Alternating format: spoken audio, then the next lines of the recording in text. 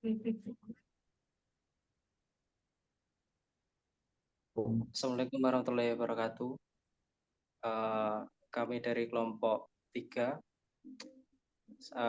Kali ini, pada kesempatan kali ini, kami akan mempresentasikan hasil tugas yang diberikan, yaitu paper tentang potensi pengembangan material polimer biodegradable untuk aplikasi kemasan makanan dalam bidang pangan.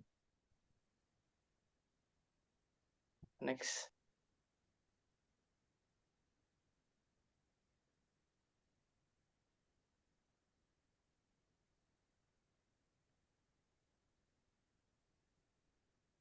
Berikut kelompok kami beranggotakan Adi Wangga, Dandi, Muhammad Irsyad, Iqmal Akbar, Efrem Yusuf Padibidran, dan Ferdian Salendra Irhansyah.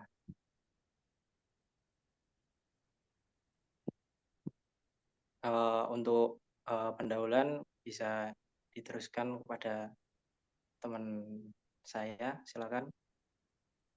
Ya, untuk pendahuluan yaitu penumpukan sampah plastik menyebabkan pencemaran tanah dan air, serta ancaman bagi kehidupan laut yang sering menelan plastik yang kemudian masuk ke rantai makanan manusia, mengancam kesehatan manusia.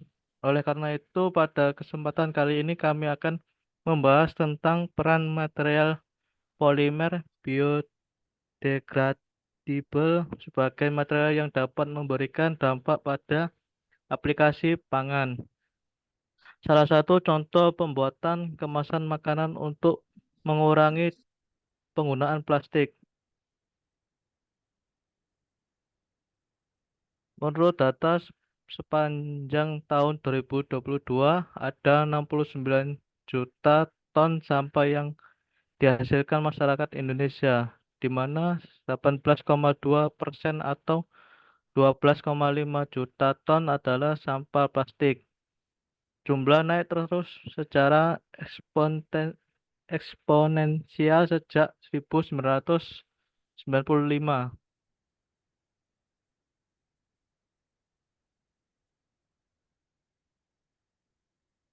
Untuk pembahasannya, polimer biodegradable adalah material yang dapat terurai secara alami oleh mikroorganisme menjadi senyawa yang tidak berbahaya bagi lingkungan.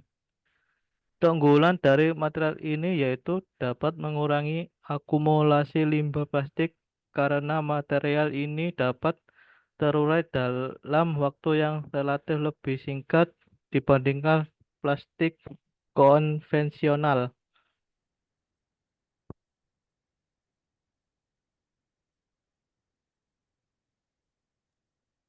Polimer Selanjutnya, biodegradable memiliki potensi besar dalam kemasan makanan karena mereka ramah lingkungan dan dapat terurai secara alami, mengurangi akumulasi sampah plastik.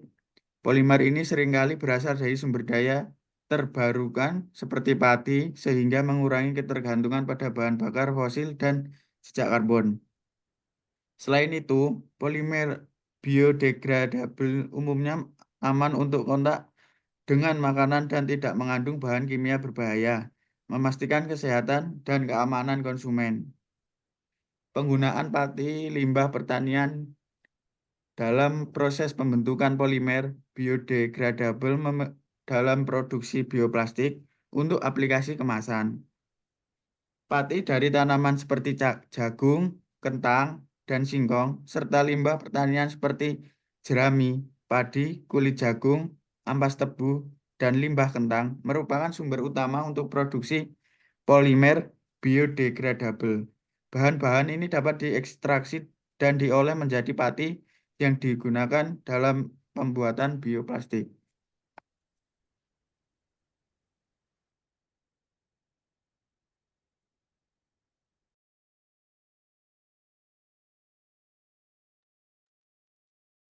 Penambahan aditif seperti gliserol, kitosan, dan aloe vera telah terbukti efektif dalam meningkatkan sifat mekanik, fleksibilitas, dan sifat antimikroba bioplastik. Penelitian juga menunjukkan bahwa kombinasi bahan-bahan ini dapat menghasilkan bioplastik dengan kinerja yang baik, didukung oleh metode inovatif seperti inversi fasa. Meskipun ada tantangan dalam mengoptimalkan formulasi dan mempertahankan kualitas selama penyimpanan, Indonesia memiliki peluang signifikan untuk memimpin dalam industri bioplastik global dengan pendekatan berkelanjutan dan ramah lingkungan.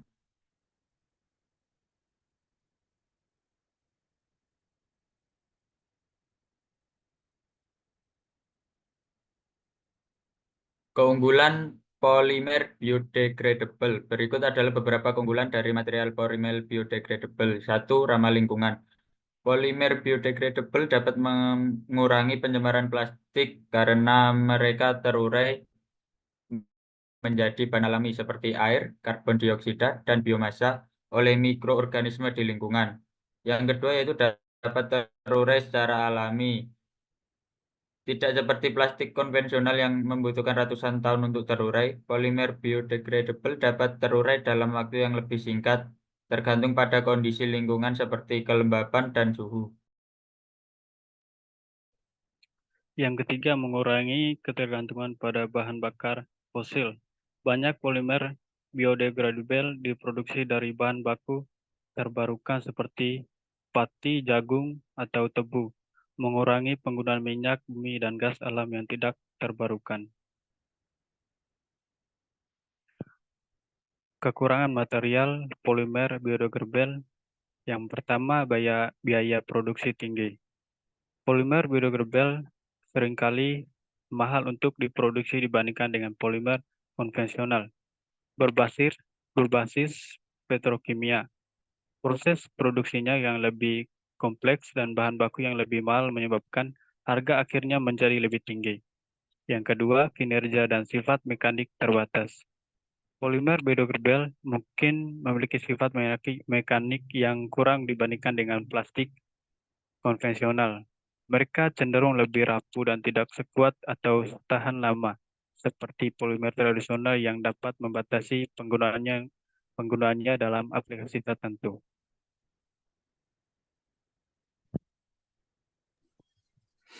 Aplikasi polimer biodegradable. Salah satu aplikasi polimer biodegradable adalah sebagai kemasan makanan. Polimer biodegradable digunakan untuk membuat berbagai jenis kemasan makanan seperti kantong, bungkus, wadah, dan film pelindung. Kemasan ini membantu menjaga kebersihan dan kesegaran makanan, serta dapat terurai secara alami setelah digunakan.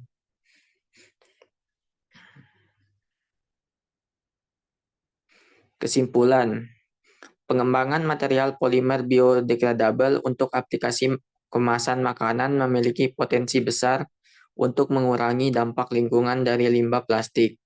Penelitian yang telah dilakukan menunjukkan bahwa berbagai sumber pati dan limbah pertanian dapat digunakan untuk memproduksi bioplastik dengan sifat yang sesuai untuk aplikasi kemasan.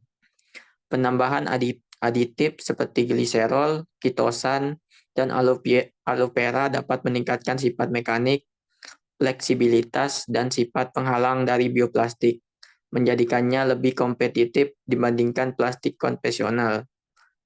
Masa depan pengembangan bioplastik di Indonesia sangat menjanjikan, terutama dengan memanfaatkan kekayaan sumber daya alam dan limbah pertanian yang melimpah. Mungkin presentasi dari kami begitu. Mungkin paper kami, penelitian kami masih masih banyak kekurangan, tapi dari tugas ini, penelitian ini kami berharap bisa berguna untuk kemudian hari, dan terima kasih untuk teman-teman. Bila ada salah kata, mohon maaf yang sebesar-besarnya. Terima kasih. Wassalamualaikum warahmatullahi wabarakatuh. Waalaikumsalam warahmatullahi wabarakatuh.